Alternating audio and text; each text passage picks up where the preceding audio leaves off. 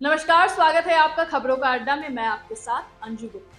लोकसभा चुनाव के पहले चरण में कल 21 राज्यों और केंद्र शासित प्रदेशों की 102 सीटों पर मतदान समाप्त हो गया। अब दूसरे चरण के लिए चुनाव प्रचार चल रहा है। वहीं प्रधानमंत्री नरेंद्र मोदी ने महाराष्ट्र के नांदेड़ में चुनावी जनसभा को संबोधित किया। इस दौरान उन्होंने कांग्रेस नेता राहुल गांधी पर जमकर तंज कसा।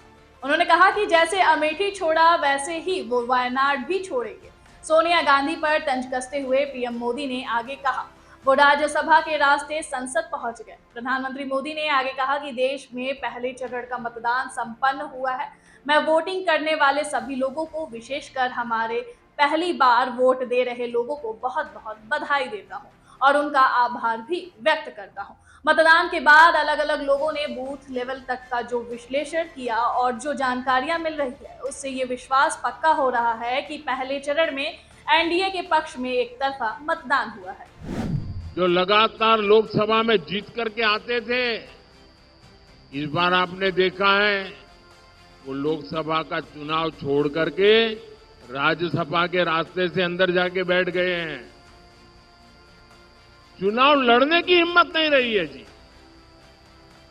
हालात ये है कि इंडिया अलायंस वालों को इस चुनाव में लड़ने के लिए उम्मीदवार तक नहीं मिल रहे हैं।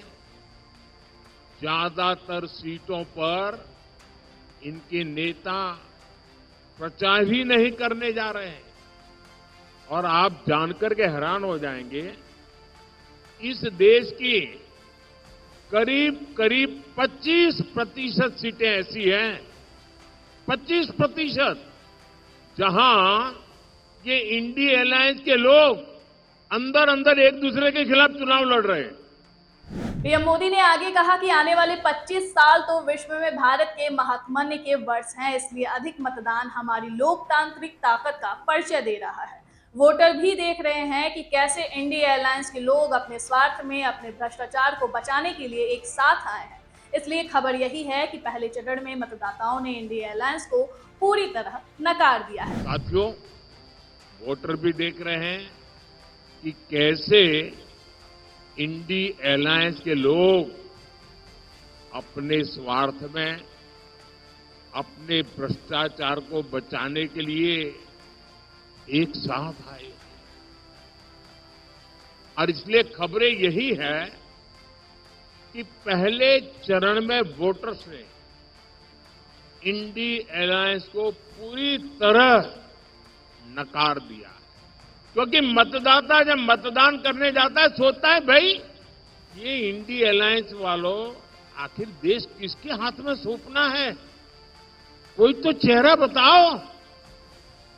इतना बड़ा देश हम किसको सुपुर्द करें, कुछ तो बताओ। वो बता ही नहीं पा रहे हैं। ये लोग दावे जो भी करें, लेकिन सच्चाई यही है कि चुनाव की घोषणा से पहले ही कांग्रेस के नेता अपनी हार मान चुके हैं। इसलिए कुछ नेता जो लगातार लोकसभा में जीत कर आते थे, इस बार वो राज्यसभा के रास्ते से अंदर जाकर बैठ जाएंगे। प्रधानमंत्री मोदी ने आगे कहा कि कांग्रेस गरीब, दलित, वंचित, मजदूर, किसान के विकास के सामने हमेशा दीवार बनकर खड़ी रही है। आज एनडीए सरकार गरीबों के लिए कोई काम करती है तो कांग्रेस उसका मजाक उड़ाती है। कांग्रेस ने दशकों तक महाराष्ट्र और खासकर विदर्भ एवं मराठावाड़ा के विकास का दम घोटने का काम किया है।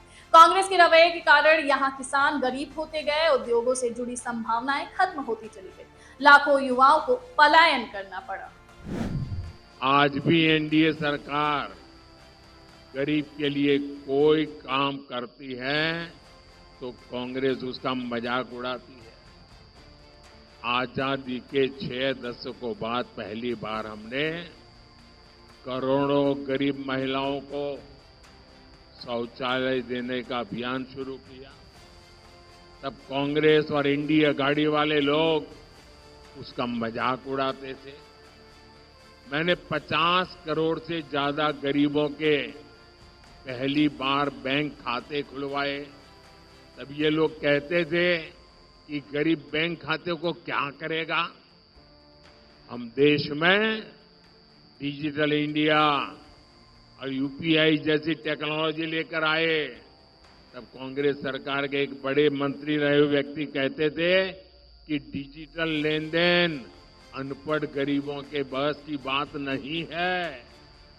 जिस कांग्रेस पार्टी की सोच ही ऐसी हो, जिसको देश की जनता पर भरोसा ही न हो, उससे आप देश के विकास की उम्मीद कभी कर सकते हैं क्या?